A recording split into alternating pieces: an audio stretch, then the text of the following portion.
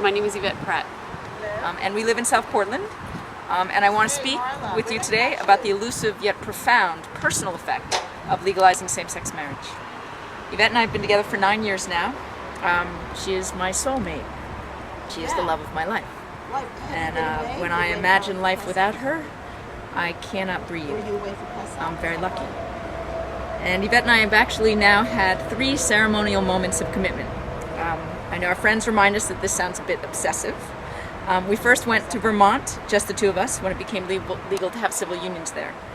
Then we had a beautiful ceremony with friends and family on a rainy afternoon on a beach on Cape Cod. After doubting the need for any kind of public event, I can safely say that was one of the most important moments of my life. Then, when marriage became legal in Massachusetts, we were there at midnight when Cambridge City Hall opened its doors. We arrived to mobs of well-wishers and citywide celebrations, and we waited online with countless other couples until 4 a.m. in order to receive our application. The next morning, we stood on the steps of City Hall with the Justice of the Peace in front of more crowds of supporters. I thought that I had already had my emotional time with friends and family on Cape Cod, and that this was about my legal rights. I wanted to join these crowds to be a part of history, to be a part of this civil rights moment. So I held Yvette's hand, and we laughed with the justice as he learned how to pronounce our names. We were handed a bouquet of flowers sent by someone in Michigan with a card that read, quote, "To a couple standing online, congratulations and best wishes." Then, when the Justice of the Peace stated, "By the power invested in me in the state of Massachusetts, I now pronounce you married," I wept. I was stunned by the emotions in this moment. I was overwhelmed. I stood before complete strangers with tears streaming down my face. Because for the first time in my entire life, I felt fully accepted. I felt whole.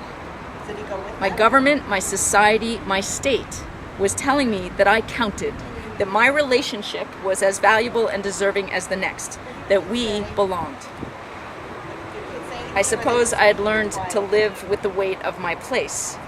In this instance, I felt the freedom of being who I am.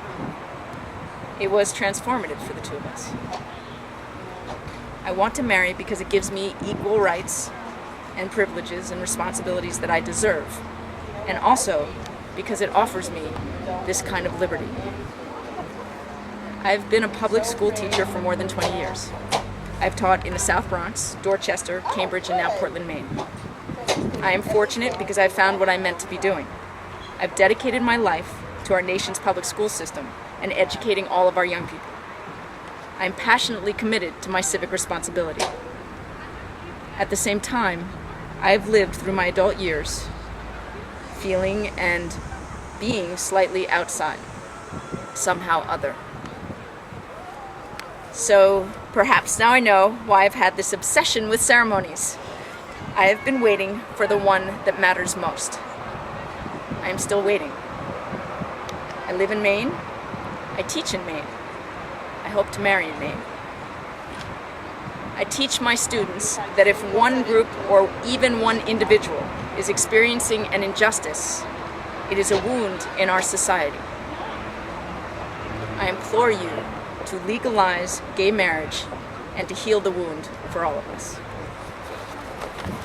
Thank you. Thank you.